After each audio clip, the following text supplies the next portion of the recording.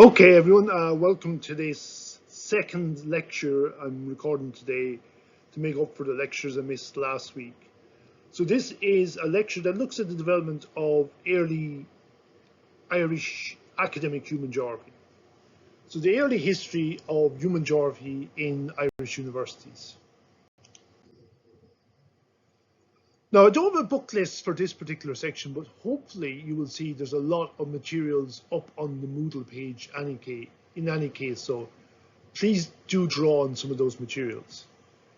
Now, I think just to show the period we're looking at, again, coming back to Kuhn's model, we looked at the period in Kuhn's model before geography became an academic discipline, the pre-paradigm phase. We looked at what happened from, oh God, why am I trying to write this? That's 1884. We looked at what happened in 1884. 1884, the year that the first official geography departments were created. So the late 1800s, early 1900s, geography becomes professionalized. Geography becomes an academic discipline. So, and we have the first approach in human geography, environmental determinism. After a crisis phase in environmental determinism, we have a new approach, a paradigm shift, and a new approach emerges to replace that, regional geography. But as we saw in regional geography, there were actually two separate schools. The French school associated also with Carl Sauer in the USA, and the German school also associated with Richard Hartshorne in the USA. As we saw in the last class I did with you, and that hopefully the recorded lecture you'll get to listen to, another crisis phase then after World War II, and this led to the emergence of spatial science. From the 1970s on, there's a greater degree of fragmentation within geography, with a number of different approaches all existing at the same time. And it's debatable as to whether Kuhn's model really applies from that point on. But again,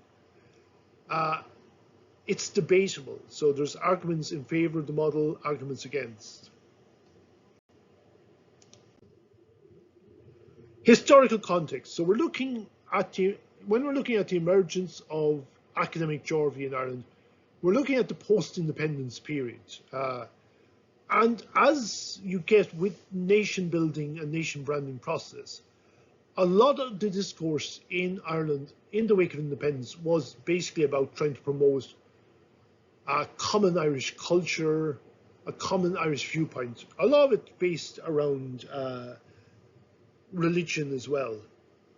So this effort to try and develop Irish cultural distinctiveness, as it suggested, often deteriorated into a narrow, inward-looking cultural straitjacket.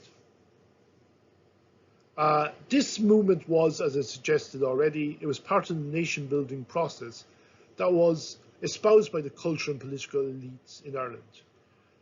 A lot of the ideas or images that were put forward of Ireland in this period were images to try to romanticize Ireland, or aspects of Ireland. The aspects of Ireland that were to kind of create, almost as the quote suggests here, a mythical essential Ireland, a pure Ireland. So the idea that the real Ireland was rural Ireland as opposed to the cities, and the real Ireland was best found in the west of Ireland, and particularly in the Gaeltacht region, which was to be viewed as the main locus of Irish cultural aspiration. Now, the problem with this viewpoint, of course, ignored the fact that economically, these were the poorest parts of Ireland, even at that stage, and many people were effectively leaving the west of Ireland in this period.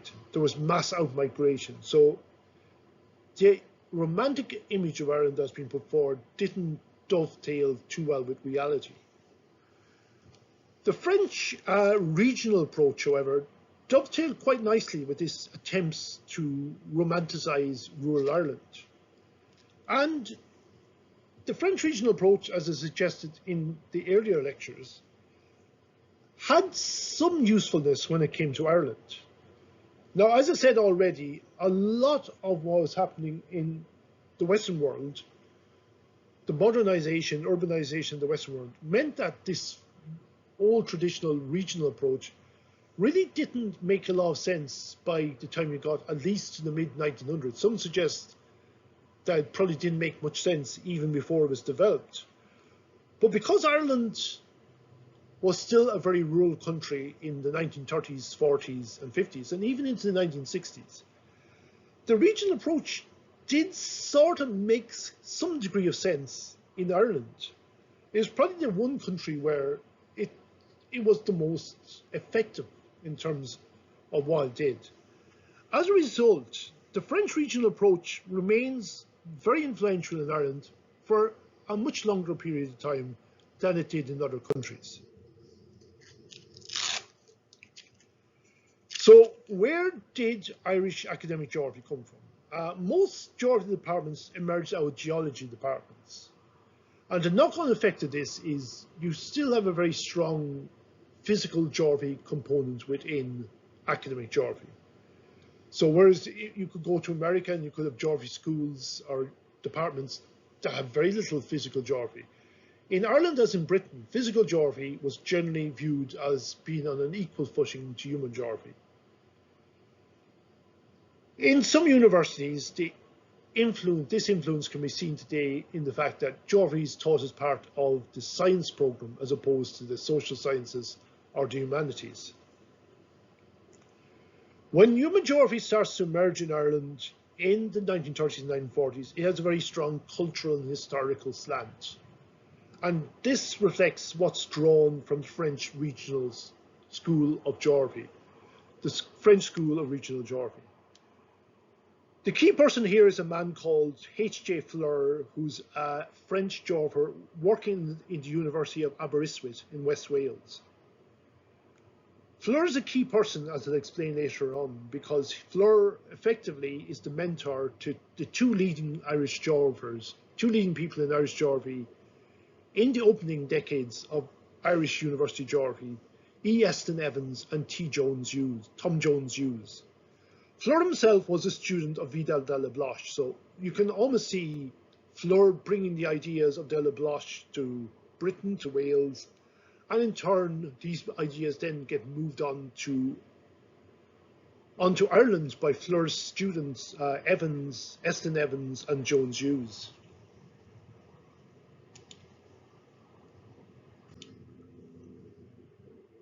The Geographical Society of Ireland, we talked about geographical societies way back, right almost at the start of the module. And we talked about how they were tied up, the geographical societies in the 1800s were often tied up with the explorations or imperial projects of major European powers. The Irish Geographical Society emerges, in some cases, over 100 years after these other societies do, as very different to these other societies. And it emerges at a different time as well. The membership of the society in the 1930s and 1940s was initially very much Dublin-based. And there's a reason for that, because nearly all the major activities of the society took place in Dublin. So lectures, etc., all these took place in Dublin. And there was a period, actually, and I think I was a member of the society in that period, where there was separate membership rates for people in Dublin and for people outside of Dublin. People in rural areas were charged a lower rate because the general feeling was they weren't able to get as much value out of the society as people living in Dublin who could just travel to the lectures there. The Geographical Society of Ireland was very different in its tone, in its outlook to what was happening in the rest of Ireland. It saw itself as an antidote to the almost Stalinist antagonism to modernism within Irish society. It was more Dublin-based. It was more middle class than was happening in the rest of Ireland, which was still very rural. And sometimes this effort to kind of distance itself from the dominant ethos within the rest of Ireland sometimes meant it avoided doing certain things. So, for instance, in the 1950s and 1960s, there was a push to increase the level of involvement in the society by secondary school and primary school geography teachers. The Geographical Society of Ireland never really said it didn't want to do that, but sort of said it didn't want to do that by dragging its feet on a proposal that was brought up by one of the female members of the society. The main reason was because at that point, why it was resistant was because at that point in time, most of the geography teachers in Ireland at that point in time were brothers and sisters, brothers, priests and sisters from the religious orders. And the Geographical Society of Ireland was worried that it might effectively be overtaken by these groups if it allowed the society to become more involved are more engaged in secondary school geography teaching and primary school geography teaching. So as a result, a standalone body or society for geography school teachers, the AGTI, was set up in the 1960s as a result, which in my view was very much looking at things today was probably not, definitely not a good thing in terms of the development of the Geographical Society of Ireland. It never really got to very big numbers of members. It definitely would have had a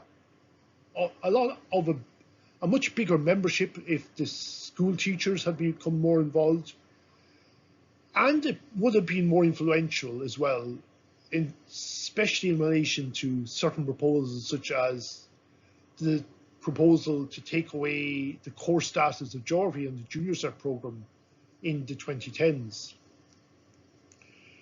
The focus of the Geographical Society was almost predominantly on Ireland. So this was not a society that was funding overseas explorations. And initially it was mainly focused on rural Ireland. One of the key developments within the early years of the Geographical Society was Freeman's Land Use Survey of Dublin, which took place in the late 1930s, just before the outbreak of World War II. It never got finished because of World War II, but this was seen as an important development because this was a way of uniting the members of the society and giving the society a certain degree of purpose. In the early years of the society, they didn't really know what they should be doing. And there was a worry the society could just disappear. But this land use survey did seem to offer a certain degree of purpose to the members of the society. 10 years after the society was founded, it took on a policy of publication, and it developed its own academic journal called Irish Geography. And you'll be able to see a selection of articles from Irish Geography, which are linked on the Moodle page, including the very first ever article published in Irish Geography. A few points also to make about the early years of the Geographical Society of Ireland. I'll talk about this when I talk about women in geography in more detail and feminist geography in a few lectures' time. But one of the interesting things to note about the early years of the Geographical Society was the role that women played in the society. A lot of the members of the Geographical Society of Ireland in the 1930s and 40s were, for want of a better word, amateur geographers. They weren't full-time geographers. There was, to be honest, at that stage, there was probably only a handful of full-time geographers in Ireland. So the real energy and impetus for the work of the society was based on the work of amateur geographers.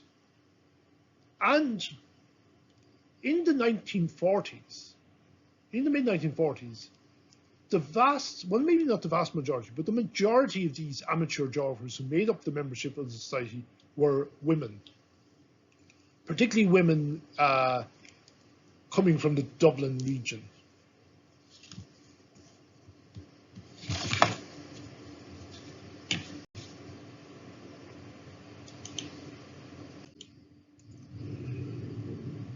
Now, yeah, that's actually the point. Sorry, that was the point I made already. So the Geographical Society of Ireland, if you looked at kind of people who were employed in university geography in Ireland, right up until, I'll be honest, probably the 1990s, the vast majority of full-time lecturers, professors were men. Uh, Women, however, played a significant role in the Geographical Society of Ireland in its earlier years. As I said, membership levels, there were more women in the society than men in the mid 1940s. They played important leadership roles in the society. There were a number of women on the society committee. Now, most cases, they were taking the roles of secretary and treasurer as opposed to president. But women were playing an active role in the Geographical Society of Ireland. Many decades before we see the emergence of the radical feminist approach in geography. A number of the first few articles published in Irish geography were also articles that were written by women as well. The very first ever article by G.E. Murphy was written by a female. The society was characterized by a high degree of voluntarism. It wasn't a rich, influential body like the Royal Geographical Society in London. So it relied on voluntarism to have activity, to have any impact, and relied on its own members to do work for the society. A lot of the work basically focused around organizing a number of get-togethers or a number of lectures. But there was a tradition of having an annual field trip, which kicked in particularly once you start to see the end of World War II come into. So in the 1940s, the society would organize an annual field trip, which would take place over a number of days, would be focused usually on an Irish provincial town. And as I might have said to you when I was talking to you about regional geography, these field trips were very interesting. They involved all different types of geographers, physical geographers, human geographers, different people within human geography, all working together. So it was a pretty holistic way of looking at geography. You had all these different types of geographers working together to work on this fieldwork, on these fieldwork activities. And if you look at what they did, there is a degree of rigor to what they were doing. There was a lot of work being put into measurement and accurately measuring things. And there was some survey work done as well. So there was a certain degree of rigor involved with the work of the societies. And indeed, the early work of regional geographers in Ireland in the 1930s and 40s. And a pure love for geography evident in their work as well. So there's the very first ever article published in Irish geography. It's written by D.E. Murphy. D.E. Murphy was a female geographer, an amateur geographer, but someone who was interested in it.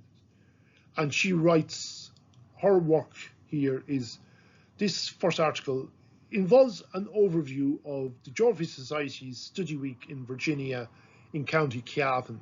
And hopefully you'll be able to read that from the link I've provided you with on the Moodle page. So the pioneer professional geographers, and we talk about three of them, probably two slightly more important or influential than the third. The very first full-time human geographer in Ireland to be employed in Ireland was E. Eston Evans. He was employed in Queen's University, Belfast. As I said already, he was a student of Fleur in Aberystwyth. Fleur himself was a student of Della-Bloch. So Evans's worldview was very similar to that of Della-Bloch, Fleur, and also Carl Sauer in the USA. So he was interested in the interrelationship between humanity and the physical environment, and studying cultural factors, and focusing his studies on the material landscape, as was the case with Sauer and Della-Bloch. Basically, the material landscape, the landscape that you can see. As such, field trip activity played an important role in his methodologies. His key book was Irish Heritage, published in 1942, which, as it says there, studies the relationship between people and their physical environment. He put a lot of stress on history and historical process as a means of understanding the present. Again, this is a common trend you see running through a lot of the work of the French School of Regional Geography. Even though he's based in Belfast, most of his work was focused on rural areas, particularly rural parts of Ulster. And he becomes very much tied up with the Ulster Folk Heritage Museum later on as part of this work. His work is very cultural, historical in basis. He wasn't interested in economics and not particularly interested in agricultural economics.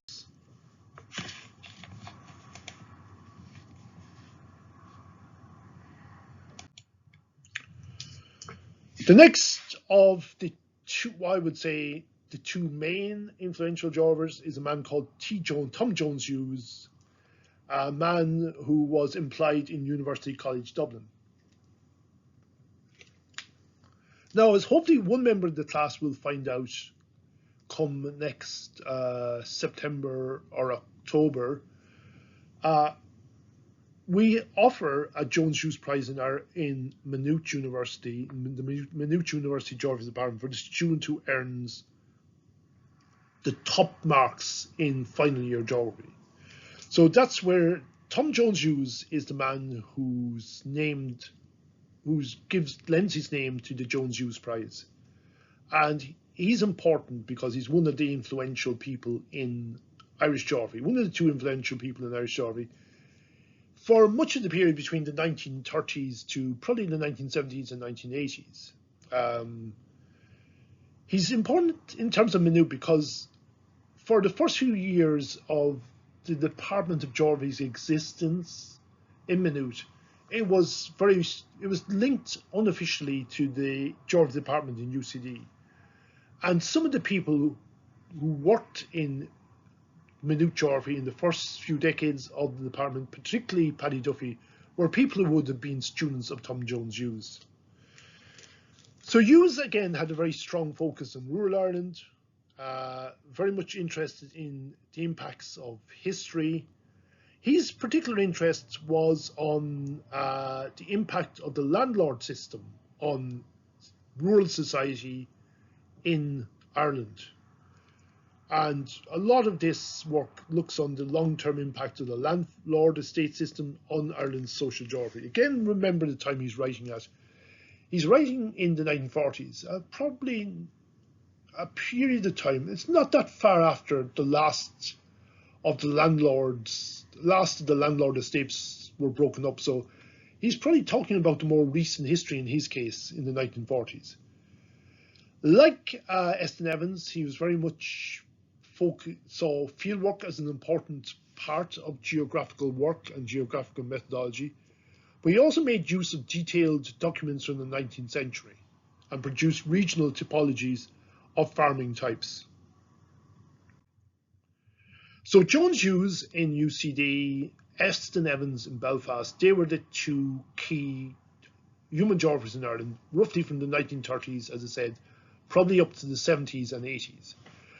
The third of the pioneer geographers was a man called Freeman, who worked for a number of years in Trinity College Dublin. And he particularly focused on Ireland's social and economic geography, making use of census reports and government commission reports. So probably a bit more organised, a bit more quantitative in his approach than Jones Hughes or Eston Evans would have been. He was quite an active geographer. He put a lot of work in the short period of time he was in Ireland. Perhaps his main influence was on the emergence of the Geographical Society of Ireland and its publication strategy. So he definitely did have a big influence on what was to be published or not published in the Irish Geography Journal, which, as I said already, was the academic journal associated with the Geographical Society of Ireland. He saw the first edition of the journal, didn't like it, didn't think it was academic enough. So his influences can be seen in terms of where the Irish Geography Journal went from that point onwards.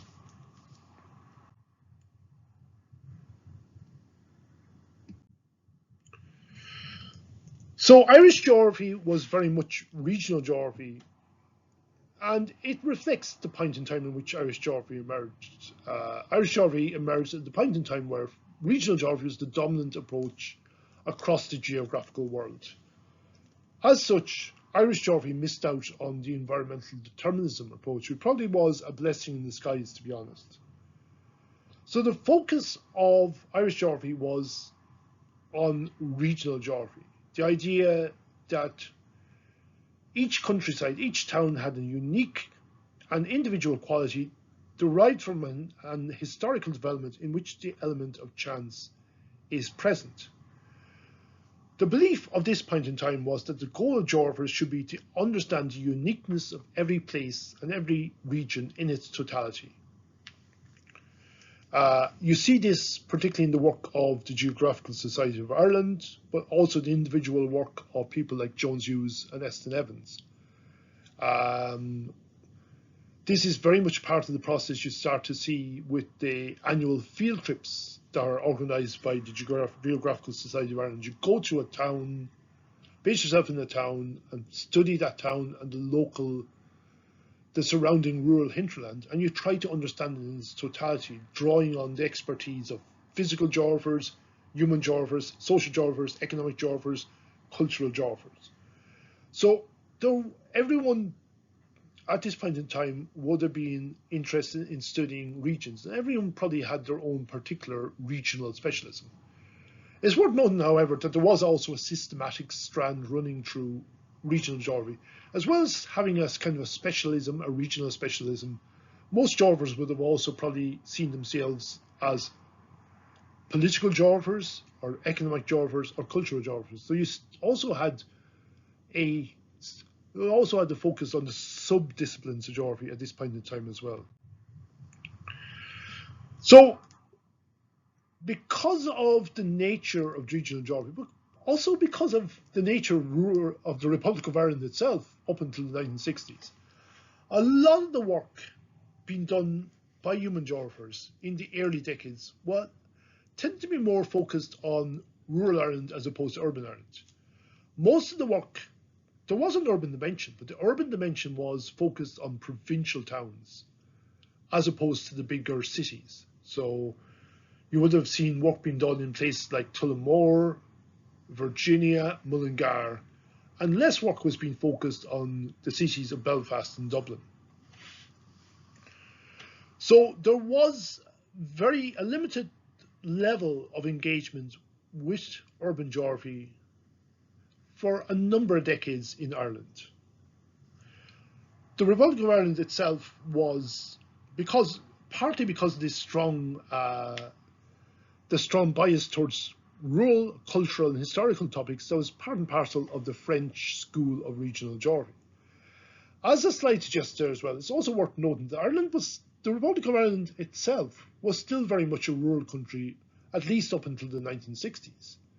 Northern Ireland was a more urbanised, there was a higher level of urbanisation in Northern Ireland by contrast. So you can see the differences between Northern Ireland and urban Ireland here. Urban social geography emerged much quicker in Northern Ireland than it did in the Republic of Ireland, and had a much stronger pedigree there as a result. There was a reason for this. As I said already, Northern Ireland was a more urbanised society than was the case in the Republic of Ireland. But the main reason was to do with government investment. There was big government investment in university education in the United Kingdom after World War II. And obviously Northern Ireland benefited from this. In the Republic of Ireland, you didn't really start to see any significant government investment in university education really in the Republic of Ireland until the late 1960s and the 1970s.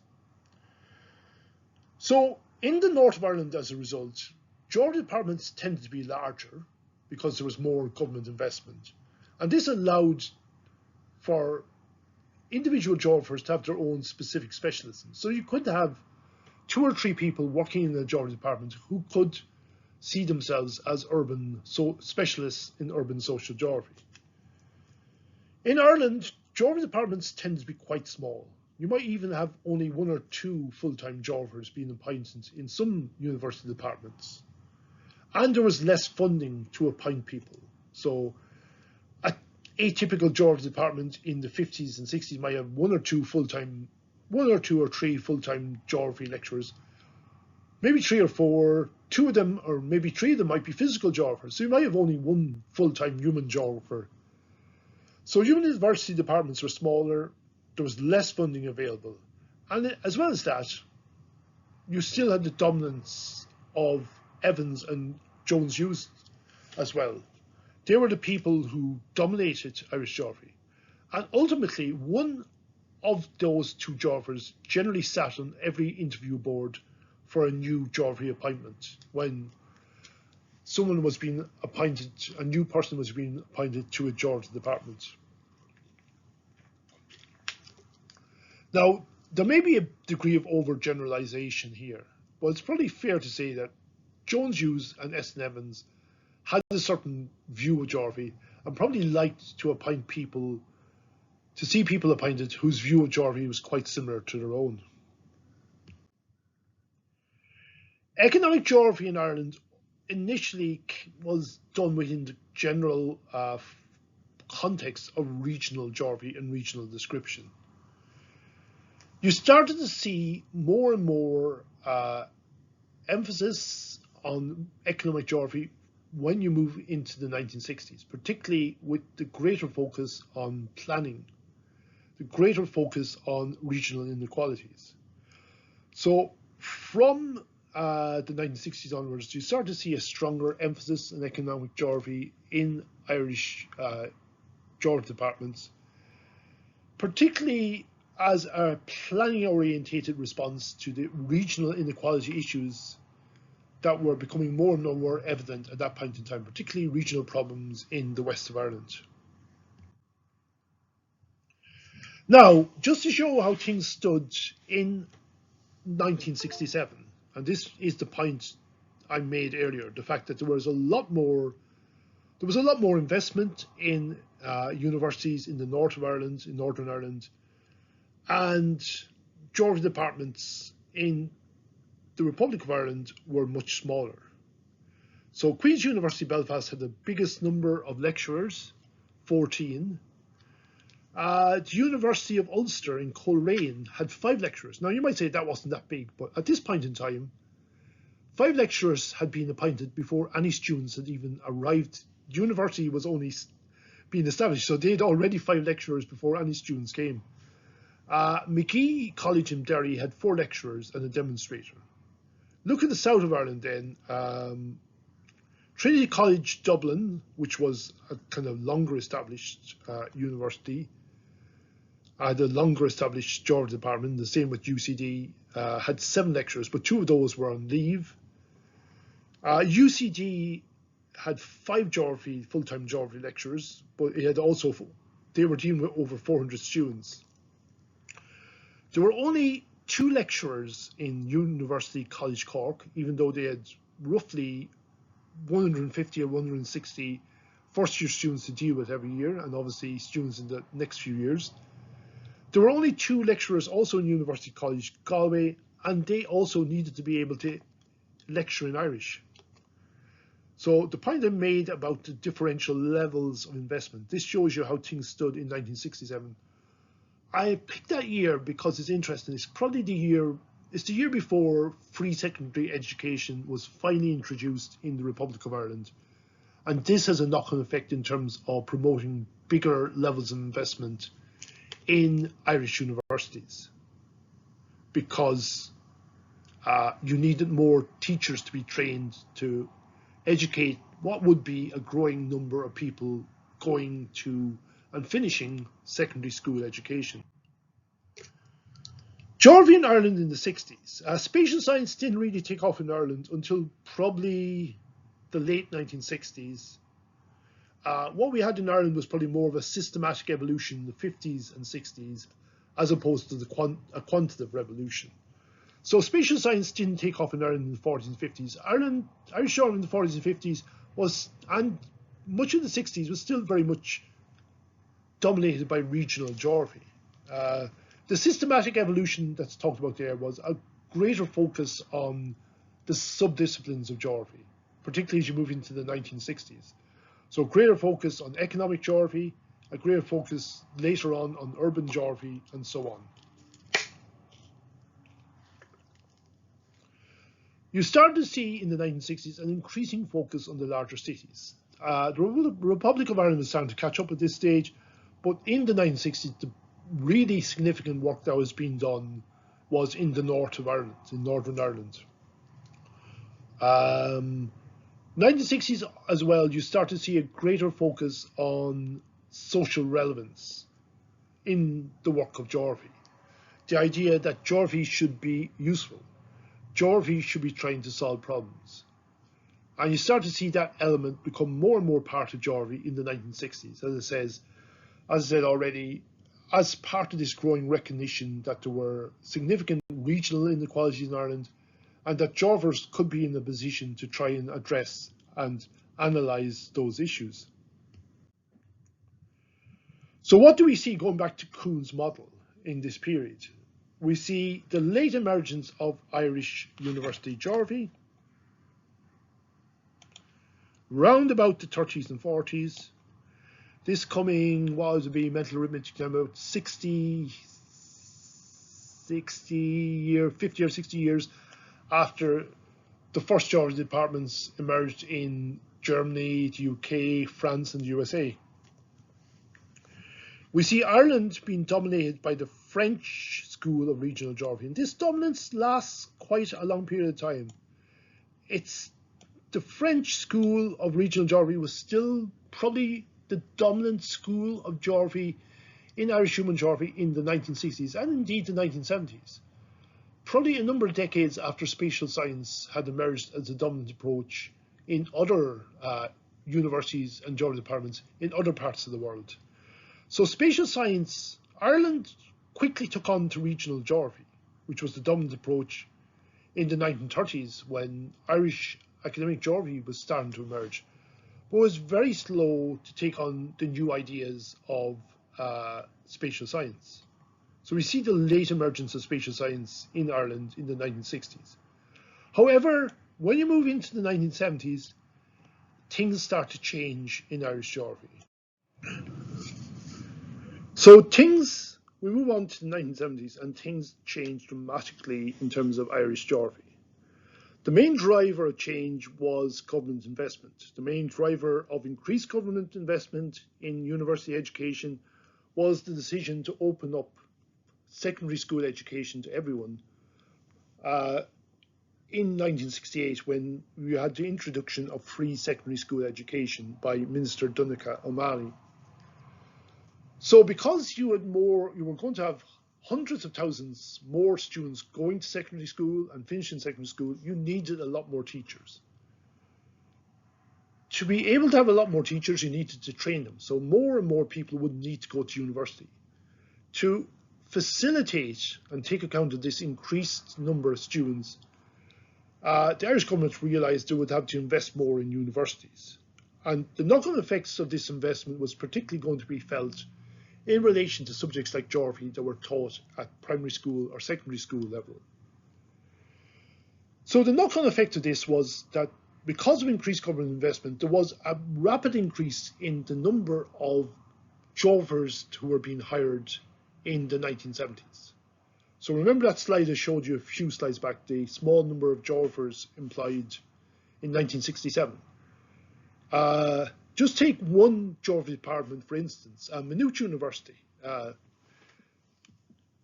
or St. Patrick's College as it was called back then. There was no geography department in Maynooth up until the early 1970s.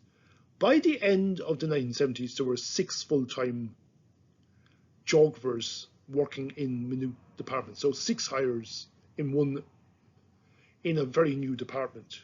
And you saw similar trends in other geography departments as well. A rapid increase in the number of new people being hired to teach in geography. At a point in time where people like Eston Evans and Jones Hughes were probably coming to the end of their active academic careers as well. So it's very much kind of a changing of the guard as well at this point in time.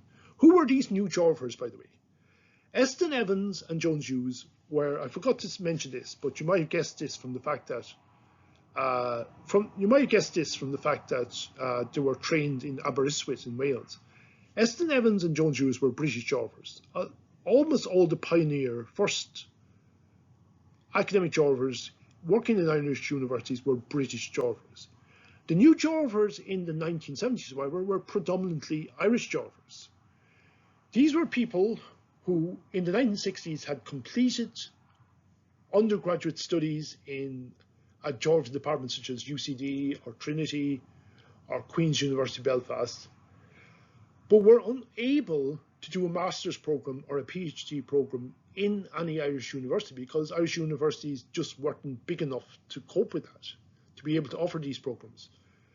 In order to do these programs, these geographers moved to the United Kingdom or the USA, or indeed Canada, to do a master's program or a PhD program, or both in some cases. And then when they finished this program, they arrived back to Ireland and were able to take up these new jobs that are being offered in Irish geography departments. Now, in carrying out their studies in Canada or the USA or the United Kingdom, these geographers were exposed to new ideas and new approaches. So some geographers latched on to the Marxist geography approach that was starting to emerge in the early 1970s. Other geographers latched on to the humanistic geography approach emerging in the 60s and 70s. Other geographers were geographers who finally brought the ideas and principles of spatial science into Irish universities. So ultimately, it was a case of mainly Irish geographers being hired who were coming back after doing their postgraduate studies abroad, but they brought back new ideas with them. And you had to catch up in Irish human geography. All of a sudden, the hot new ideas in other parts of the world were now going to be taught and brought back to Ireland by these new geographers. There was a move during this period as well towards relevance, a greater focus on social relevance. So move away from a regionally descriptive geography to a more problem-orientated geography, where there would be a greater focus on socially relevant research. Now, there were very strong economic influences here. The rapid explosion of employment in Irish geography departments did not occur in a vacuum. As I said, there was a practical reason for more people being employed in Irish universities at that period, but there were also economic factors as well. There was a mini economic boom in Ireland, in the Republic of Ireland, which ran roughly from the mid-1960s up until the early 1970s. So as a result, there was more government funds available to be able to invest in university education. Things went definitely pear-shaped for the Irish economy from the mid-1970s onwards. From the mid-1970s onwards, sparked by the oil crisis of 1974, Ireland entered another prolonged period of recession. If you look at the history of the Irish economy from independence up until probably the Celtic Tiger period, this is the main story. Periods of very long recession, the 1950s, 1930s, 1950s, 1970s, 1980s, which ultimately often led to a new high levels of unemployment and a rapid phase or rapid increase in outmigration or emigration. So we had a deep prolonged recession in Ireland from the mid-1970s onwards. The good news for people who were already hired as lecturers,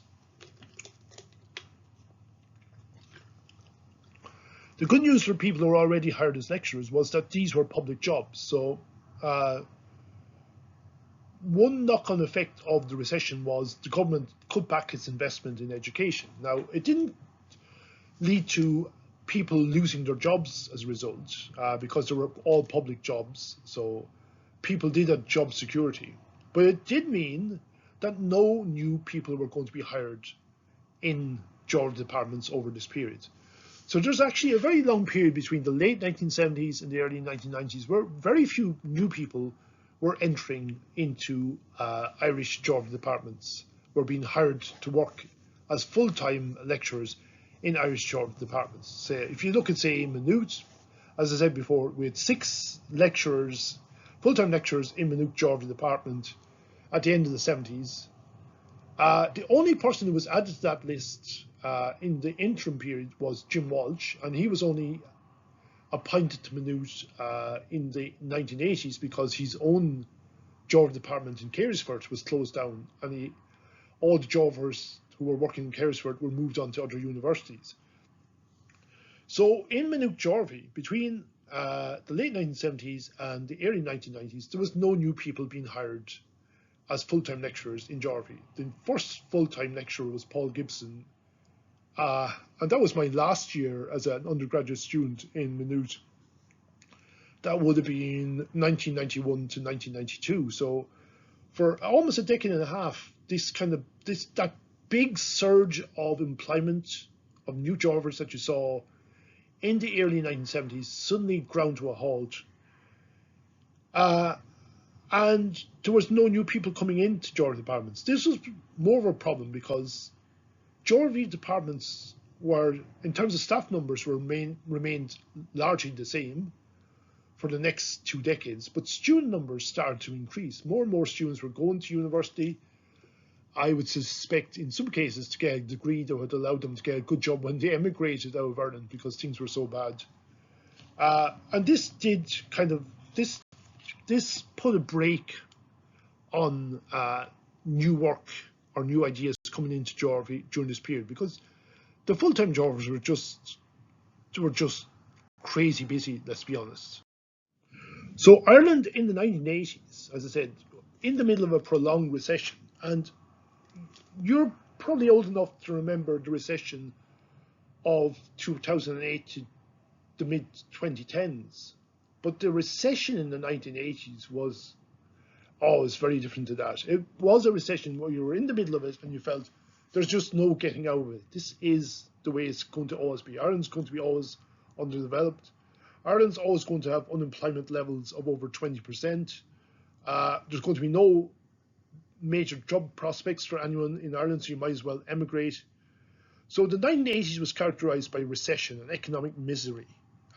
As I said, very large class sizes. A lot of people were going on to university. I suspect in part because there was no full-time jobs out there. So if you could get a grant, at least you could go on and do a degree for a few years, probably before you went on to emigrate. No new hires into geography, and the Department of Geography at Carysford College closed in the 1980s as part of this recession, as part of this reduction in government investment. And with the closure of Carysford College and the closure of the department there, all the geographers who were working in that department were moved on to other universities. So Jim Walsh, for instance, was moved on to Maynooth University. What was the influence of external forces on the development of Irish geography? We can talk about a number of different external contextual forces. Irish geography was undoubtedly impacted by the general social cultural viewpoint of the 1920s and 1930s as part of this process of nation building, this idea of developing a mythical, an image of Ireland that was mythical, a mythical image of Ireland that was largely focused on rural Ireland, and particularly the Gaeltacht region. Ireland was a very rural-dominated country, let's be honest, up until the 1960s, and probably the 1970s as well. And this did reflect a lot of what was done or not done in Irish universities. There was a very, very limited level of investment in university education in the Republic of Ireland, more or less up until the end of the 1960s. Not too many people went to university. Usually the only people who went to university tended to be, if you weren't an exceptional student who was able to get a grant or a scholarship, most of the students who went to university tend to be middle class, probably from the cities. Going to university wasn't really a thing up until the 1970s. Things changed in the 1970s, more investment in education, in part a response to the decision to bring in free secondary education, which increased the number of students going into secondary school education as well. This upsurge, this investment in university departments came to a grinding halt probably within 5 or 6 years as a result of the economic recession. And the economic recession did place a lid on new hires, on hiring new geography lecturers. And it did mean that most of the geography lecturers who are already employed basically were having to deal with larger workloads. So the number of geography staff members remained the same, but the number of students going to university increased quite a lot in the 70s and 80s. Probably, I suspect, down to a desire to get a university degree before you emigrated, which might allow you to get a job in London or New York, a nice white-collar job. Partly, I'd suspect as well, because more and more students had completed secondary school education as a result of Donegal O'Malley's reforms. What were the academic influences outside of Ireland? The main academic influences, obviously the main influence on the first few decades of Irish geography, the influence of the French School of Regional Geography, which I've talked about a lot here today. The first full-time geography lecturers were all British: Evans, Jones, Hughes and Freeman. You don't really start to see a lot of Irish geography lecturers emerging probably until the 60s and especially the 70s. The new appointments that came in to Irish geography in the 1970s were mainly Irish geographers, as I said already, but they were bringing back new ideas with them. New ideas they'd encountered in their postgraduate studies in Canada or the USA or the United Kingdom.